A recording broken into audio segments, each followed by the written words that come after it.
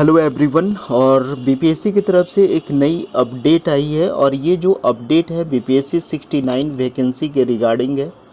और ये वैकेंसी जो है इधर वाले जो आप पोस्ट देख रहे हैं, जिला समादेष्टा, राज्य कर सहायक आयुक्त, अवर निर्वाचन पदाधिकारी, एक पदाधिकारी, बिहार शिक्षा सेवा अधीक्षक मद्य निषेध, जिला नियोजन पदाधिकारी यानी श्रम संसाधन विभाग का, प्रखंड पंचायत राज पदाधिकारी, राजस्व पदाधिकारी, ठीक है, और प्रखंड अनुसूचित जाति और कल्याण पदाधिकारी। ये बहुत दिनों से सीट नहीं आ रहा था, तो इसमें जो है टोटल वैकेंसी जो है 235 है, ठीक है, जिसमें महिलाओं के लिए जो हॉरिजॉन्टल रिजर्वेशन है 73 है और टोटल 235 है। ओके, जो स्पेशल जो वैकेंसी है जिसके लिए कुछ स्पेशल डिमांड किया गया है बीपीएससी के द्वारा, उसमें 3 वैकेंसी है। बाल विकास परियोजना पदाधिकारी, वित्तीय प्रशासनिक पदाधिकारी एवं समकक्ष वित्त विभाग, ठीक है, और पुलिस उपाधीक्षक गृह विभाग।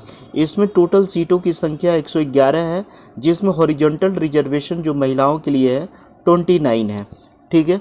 तो बस इतना ही सीट आया है, 235 सीट और 111 सीट, ठीक है, यानी जितना लोग अनुमान लगा रहे थे उससे काफ़ी ज़्यादा कम सीट आया है। लेकिन आप जो है देख सकते हैं कि फ्यूचर में सीटें ऐड हो सकती है, आप ऐसा अनुमान लगा सकते हैं। कुछ हम लोग बात कर लेते हैं कि किसके लिए क्या एजुकेशन क्वालिफिकेशन चाहिए, ठीक है। तो जो 69 का जो वैकेंसी है जिसमें 10 पोस्ट दिया गया है ऊपर वाला, उसमें कोई भी ऑनर्स पेपर चलेगा। ओके, बाल विकास परियोजना पदाधिकारी के लिए भी किसी मान्यता प्राप्त विश्वविद्यालय से स्नातक डिग्री एवं वैकल्पिक विषय में गृह विज्ञान, मनोविज्ञान, समाजशास्त्र, श्रम और समाज कल्याण, इनमें से किसी एक विषय का चयन मुख्य परीक्षा के लिए चयन करना होगा। इसका मतलब क्या हुआ, किसी मान्यता प्राप्त विश्वविद्यालय से स्नातक डिग्री होना चाहिए, ठीक है, एवं वैकल्पिक विषय के रूप में इनमें से कोई एक विषय का चयन मुख्य परीक्षा के लिए आप चयन कर सकते हैं, तो आप सीडीपीओ के लिए आप एलिजिबल हैं। कहने का मतलब ग्रेजुएशन किसी भी पेपर से हो, लेकिन चारों में से कोई भी अगर आप ऑप्शनल पेपर बना करके अगर बीपीएससी का एग्जामिनेशन देते हैं तो आप एलिजिबल रहेंगे। इसके लिए जो है या तो आपका ग्रेजुएशन वाणिज्य में होना चाहिए, या तो अर्थशास्त्र में, या तो गणित में, या तो सांख्यिकी में, किसी एक विषय के साथ स्नातक डिग्री होनी चाहिए, ठीक है। इसमें डिप्लोमा वगैरह नहीं चलेगा, डिग्री वाले स्टूडेंट इसमें वैलिड रहे।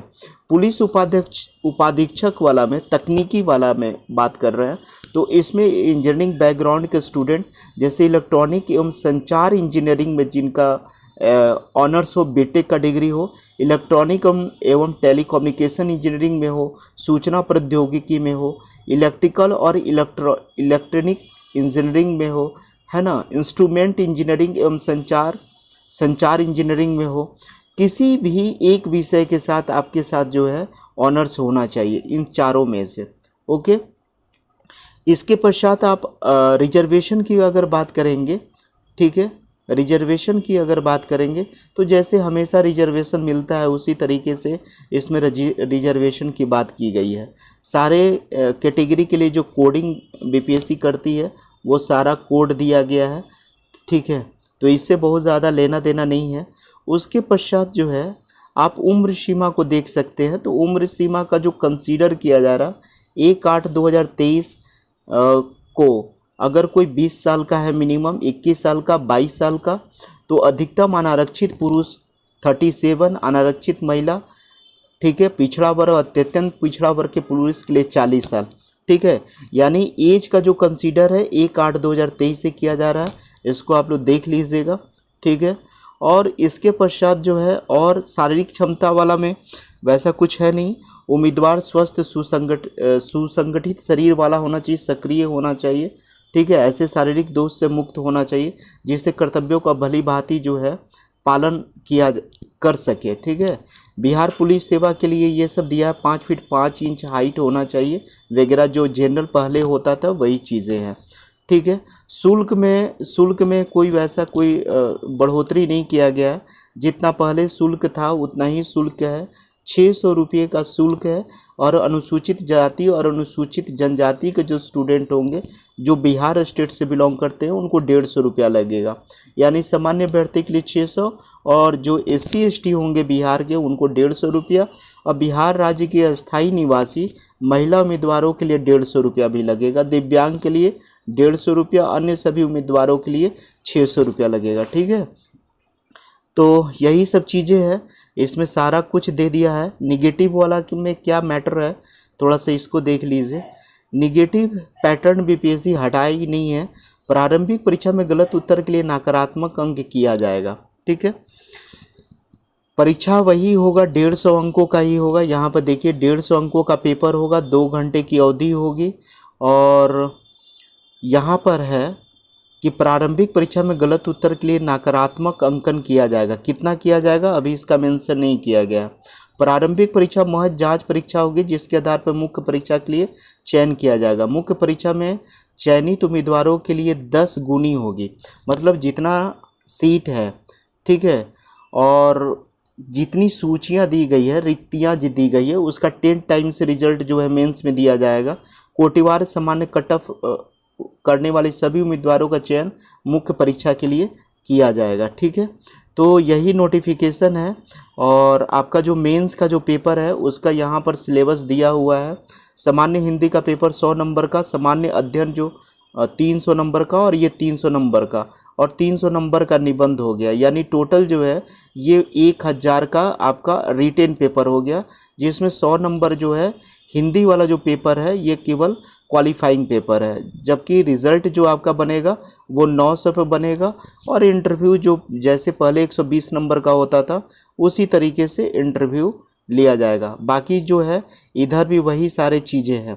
एक चीज़ यहाँ पर इम्पॉर्टेंट ये है कि जो पेपर जो है, ठीक है, जो पेपर जो है यहाँ पर इम्पॉर्टेंट चीज़ है कि जो पोस्ट एक्स्ट्रा जो दिया गया उसका एग्जामिनेशन कैसे लेगी BPSC, तो उसके लिए भी ऑनर्स पेपर को हटा दी है। जैसे कि अगर CDPO का होगा तो केवल एग्जामिनेशन जो है हिंदी और GS के बेस पर रिजल्ट दे दिया जाएगा। ओके, अगर वित्तीय प्रशासनिक की अगर बात किया जाए, जो अकाउंट ऑफिसर हो गया, तो उसमें जो है सामान्य हिंदी 100 नंबर का होगा, जिसमें 30 नंबर आपका क्वालिफाइंग होगा।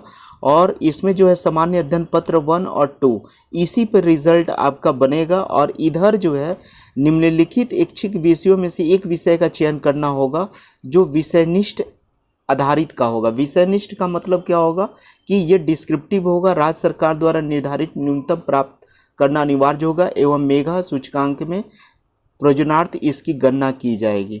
ठीक है, कहने का मतलब क्या हुआ कि कहने का मतलब ये हुआ कि निम्नलिखित ऐच्छिक विषयों में से एक विषय का चयन करना होगा जो 300 अंकों का होगा, राज्य सरकार द्वारा निर्धारित न्यूनतम प्राप्त करना अनिवार्य होगा एवं मेघा निर्धारित के प्रयोजनार्थ इसकी गणना की जाएगी। कहने का मतलब है कि जो आपका इस पर भी आपका मेरिट बनेगा। ठीक है, उसी तरीके से जो है आप CDPO में जो है इसमें से भी आपका मेरिट बनेगा। ठीक है, यहाँ पे लिखा हुआ देखिए, एवं मेघा निर्धारण के प्रयोजनार्थ इसकी गणना की जाएगी। ठीक है, उसके पश्चात जो है पुलिस उपाधीक्षक वाला में भी जो होगा, ये दो इधर तो पेपर होगा ही। ठीक है, इधर जो है पेपर होगा आपका सामान्य हिंदी और सामान्य हिंदी, सामान्य अध्ययन सेकेंड, निबंध, ये वाला हो जाएगा। इसमें क्या लिखता है कि निम्नलिखित ऐच्छिक विषयों में से एक विषय का चयन करना होगा जो 300 अंकों का होगा, जो विषयनिष्ठ होगा, राज्य सरकार द्वारा निर्धारित न्यूनतम प्राप्तांक प्राप्त करने अनिवार्य होगा, मेगा निर्धारण के प्रयोजनार्थ इसकी गणना की जाएगी। लेकिन यहाँ पर जो है आपका निबंध पेपर को हटाया गया है वित्तीय प्रशासनिक सेवा में और बाल विकास परियोजना पदाधिकारी में, जबकि पुलिस उपाध्यक्ष तकनीकी वाला में जो है यहाँ पर आपको जो है कंसीडर कर लिया गया है। ठीक है, तो प्रश्न पत्र हिंदी और अंग्रेजी दोनों भाषाओं में होंगे और जो भी स्टूडेंट जो है क्वालिफाई करेंगे उसको 120 नंबर का इंटरव्यू देना होगा, 120 मार्क्स का इंटरव्यू देना होगा। ठीक है, फिर फिजिकल टेस्ट वगैरह होगा। ठीक है, और ऑनलाइन जो आवेदन करने की जो तिथि जो प्रारंभ हो रहा है वो 15/7/2023 से हो रहा है। आवेदन भरने की तिथि लास्ट हो रहा है 5/8/2023 23 हो रहा है, ठीक है। इसके पश्चात जो है और बाकी कुछ भी आप नहीं देख सकते हैं और आपके लिए कोई भी काम का चीज़ नहीं है, ठीक है। किसी भी प्रकार का अगर कन्फ्यूजन होगा तो आप जो है कमेंट बॉक्स में लिखिएगा, मैं जवाब दे दूंगा। ये वाला डेट इम्पॉर्टेंट है, याद रखिएगा। 15/7/2023 से फॉर्म भरा रहा है और आवेदन भरने की अंतिम तिथि 5/8/2023 है। चलिए ठीक है, थैंक यू वेरी मच।